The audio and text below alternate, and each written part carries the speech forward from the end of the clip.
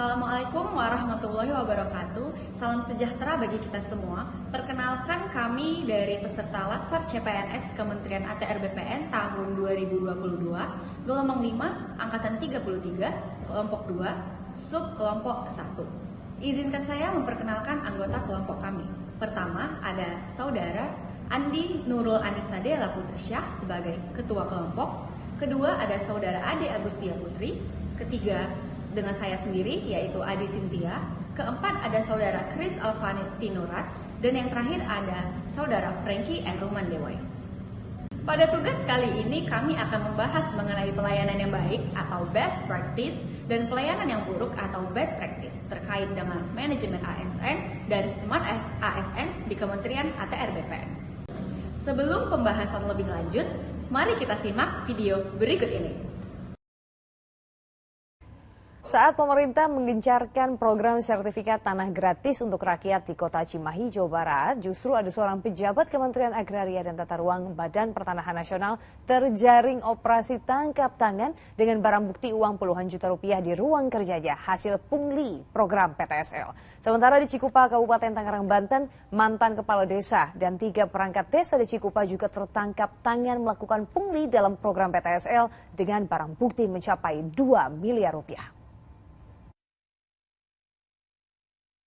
Operasi tangkap tangan oleh Kejaksaan Negeri Kota Cimahi, Jawa Barat menjaring Iwan Yustiawan yang menempati posisi sebagai Kepala Seksi Penetapan dan Pendaftaran Hak ATR BPN Kota Cimahi. Iwe terjaring OTT di ruang kerjanya pada Jumat 1 Juli 2022 atau akhir pekan lalu saat menerima pungutan liar alias pungli dalam penerbitan sertifikat tanah warga Kota Cimahi. Barang buktinya uang Rp35.400.000. Pelaku diduga sudah melakukan pungli selama setahun dengan meminta uang bervariasi kepada warga besarnya Rp300.000 hingga Rp3 juta dalam program PTSL. Penyelidikan awal, total Iwan menerima hasil pungli Rp128.500.000 selama setahun. Kini, pegawai ATR BPN itu sudah jadi tersangka dan ditahan di Mapolres Cimahi. Ada penyidikan, adanya pemaksaan pembayaran pada pembuatan penerbitan PTSL tahun 2021. Nah, itu urusan sertifikat ya Bang ya? Iya, sertifikat gratis. PTSL itu sertifikat gratis. Dulu namanya Prona, terus sempat ganti PTKL ya. Nah, sekarang PTSL. Yang diamankan uang berapa Bang? Pada saat kami melakukan ada peristiwa tertangkap tangan, ada uang kurang lebih sebesar Rp35.400.000. Berikut tanggapan Della dan Frankie mengenai video tersebut. Saya Andi Nurul Anissa Della Putrisya. Menurut saya, dari video tersebut perilaku yang dilakukan oleh pegawai BPN menunjukkan bahwa pegawai tersebut telah melanggar kode etik sebagai pegawai BPN, yakni tidak menjaga harkat, martabat, serta kehormatan sebagai ATR BPN. Perilaku tersebut tidak bisa dijadikan suri tauladan oleh pegawai BPN yang lain karena tidak menaati peraturan perundang-undangan yang berlaku. Pegawai BPN tersebut tidak menerapkan core value sebagai ASN yang akuntabel, yakni tidak memiliki integritas.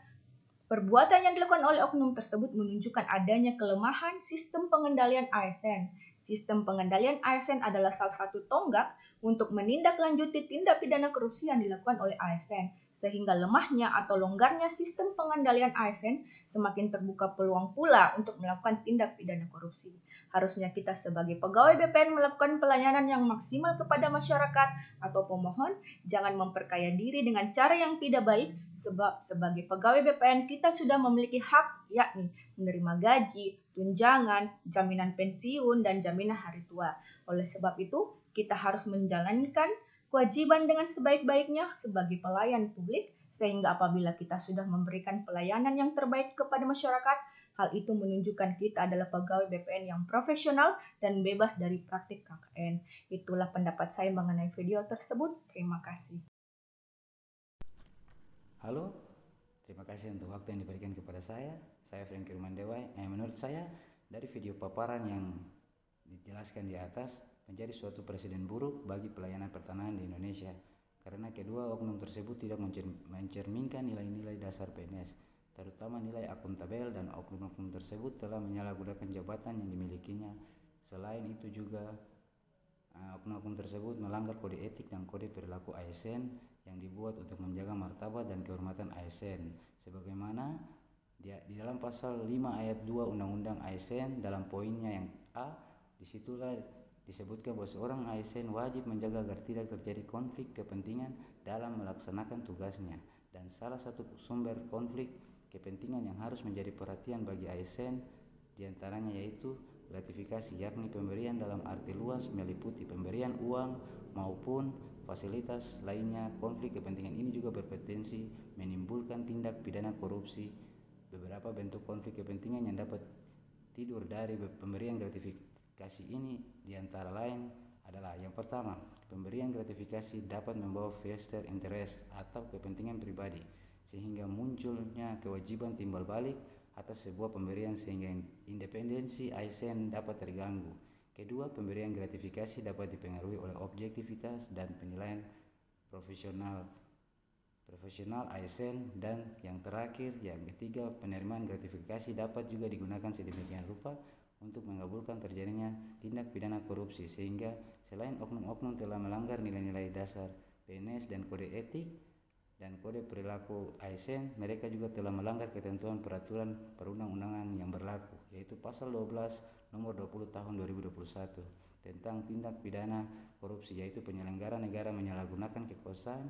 Oleh karena itu, tindakan represif oleh para penegak hukum tepat untuk dilakukan untuk memberikan efek jera agar kejadian tersebut tidak terulang kembali di kemudian hari. Demikian. Terima kasih.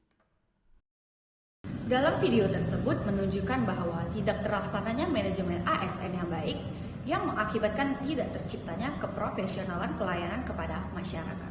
Berikutnya, kami akan menampilkan video best practice atau pelayanan yang baik terkait dengan manajemen ASN dan Smart ASN.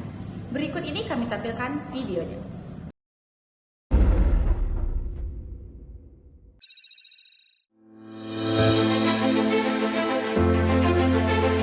Sejak memasuki era revolusi industri 4.0, perubahan kebiasaan dan tatanan hidup masyarakat mulai terjadi. Kemajuan teknologi informasi memaksa masyarakat untuk beralih dari perilaku konvensional menuju digital. Pandemi COVID-19 yang masih terjadi juga berhasil memaksa kita masuk ke dalam ekosistem digital. Indonesia pun terus berakselerasi dalam transformasi digital. Pemerintah sadar bahwa di era ini, kita tidak boleh hanya menjadi konsumen digital, tapi juga harus menjadi pemain bahkan produsen digital. Digitalisasi birokrasi menjadi suatu keharusan karena akan menciptakan pelayanan masyarakat yang semakin optimal, efisien, dan cepat. Guna mewujudkan ekosistem digital serta memberikan kemudahan layanan terbaik bagi masyarakat, Kementerian Agraria dan Tata Ruang Badan Pertanahan Nasional melakukan inovasi pelayanan masyarakat secara digital melalui fitur Loketku. Fitur Loketku yang terintegrasi dengan aplikasi Sentuh Tanahku ini hadir sebagai solusi untuk masyarakat agar bisa mengakses layanan pertanahan di mana saja dan kapan saja. Melalui gadget dengan mendownload aplikasi Sentuh Tanahku atau mengakses website loketku.atrbpn.go.id. Dengan fitur antrian online, jumlah pengguna layanan yang datang langsung ke kantor pertanahan dapat dikontrol dan masyarakat dapat memilih waktu dan menyesuaikan dengan waktu senggangnya. Tujuannya untuk memudahkan layanan kepada masyarakat. Dengan menggunakan aplikasi ini, masyarakat juga dapat mencari tahu persyaratan, menelusuri proses pengurusan sertifikat tanah, mengetahui lokasi suatu bidang tanah, dan mengetahui prediksi perhitungan biaya yang akan dikeluarkan. Selain itu, pada era digital seperti sekarang, masyarakat membutuhkan cara yang lebih mudah, cepat, dan praktis untuk mendapatkan informasi. Demi menjawab kebutuhan tersebut, Kementerian ATR BPN berinovasi dengan menyediakan sistem permohonan informasi online melalui website PPID dengan halaman situs ppid.atrbpn.go.id. Tampilan dan penyajian informasi baru secara terus-menerus dimutakhirkan dengan mengembangkan inovasi dan penampilan fitur layanan registrasi online, memberikan kemudahan bagi masyarakat mendapatkan informasi. Berikut kita dengarkan tanggapan dari Saudara Ade dan juga Saudara Kris mengenai video tersebut. Saya Ade Agustia Putri. Menurut saya video yang sudah ditayangkan tadi telah menggambarkan praktek dari nilai-nilai ASN yang kompeten, akuntabel, dan berorientasi pelayanan. Di samping itu juga terdapat penerapan dari Smart ASN, di mana sebuah organisasi pemerintahan mampu bertransformasi dalam kemajuan teknologi yang semakin berkembang pesat saat ini.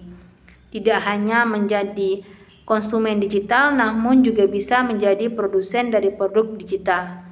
Layanan elektronik seperti Loketku dihadirkan dengan tujuan agar mempermudah birokrasi pelayanan secara digital, sehingga pelayanan kepada masyarakat akan semakin optimal serta transparan.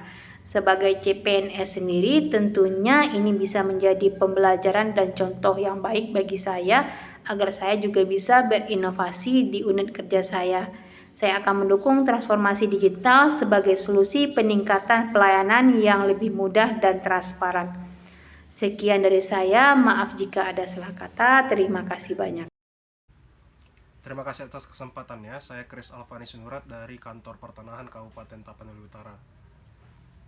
Terkait dengan video penerapan layanan mandiri pertanahan online melalui aplikasi Loketku, apabila dikaitkan dengan materi Smart ASN, maka hal tersebut adalah bentuk dari best practice Smart ASN itu sendiri. Hal ini berkaitan dengan transformasi digital dari sistem konvensional menjadi sistem digital. Dinamika perkembangan zaman saat ini yang serba digital menuntut Kementerian ATR BPN untuk melakukan transformasi ini, di mana masyarakat masa kini yang sudah baik menggunakan media digital membutuhkan suatu cara untuk dapat menikmati pelayanan yang diberikan oleh negara dengan media yang sama, lebih mudah, lebih cepat, tidak butuh banyak tenaga, dan lebih up to date. Kemudian, pandemi COVID-19 yang memaksa perubahan cara hidup bermasyarakat, turut pula memaksa percepatan dari transformasi digital ini, untuk dapat mengurangi efek yang diakibatkan oleh pandemi tersebut. Oleh karena itu, dengan hadirnya penerapan layanan mandiri pertahanan online melalui aplikasi Loketku, diharapkan menjawab kebutuhan masyarakat masa kini.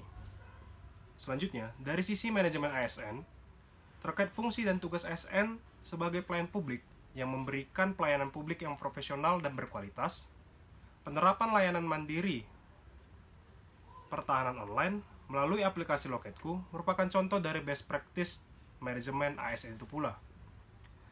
Tentunya, transformasi digital yang telah dilakukan oleh Kementerian ATR BPN tidak akan bisa terlaksana apabila masyarakat dan ASN itu sendiri tidak memiliki kompetensi literasi digital yang terdiri dari kecakapan digital, budaya digital, etika digital, dan keamanan digital.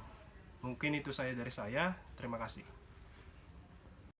Dari kedua video tersebut dapat disimpulkan bahwa pentingnya manajemen ASN dan Smart ASN diterapkan dalam lingkungan kerja, karena apabila nilai ini kita terapkan, maka akan terciptanya pelayanan yang berorientasi masyarakat yang akan meningkatkan tingkat kepercayaan masyarakat kepada instansi, khususnya Kementerian ATR BPN, dan juga menghindari praktik-praktik yang merugikan masyarakat seperti pungli dan lainnya. Kemudian ada Smart ASN, yaitu berinovasi dan beradaptasi dengan kemajuan teknologi digital yang ada dengan mengembangkan teknologi-teknologi yang memudahkan pekerjaan dan juga akses masyarakat seputar pertanahan. Sekian pemaparan dari kami mengenai tugas best practice dan bad practice. Semoga apa yang kami tampilkan dapat bermanfaat bagi kita semua. Wassalamualaikum warahmatullahi wabarakatuh. Terima kasih.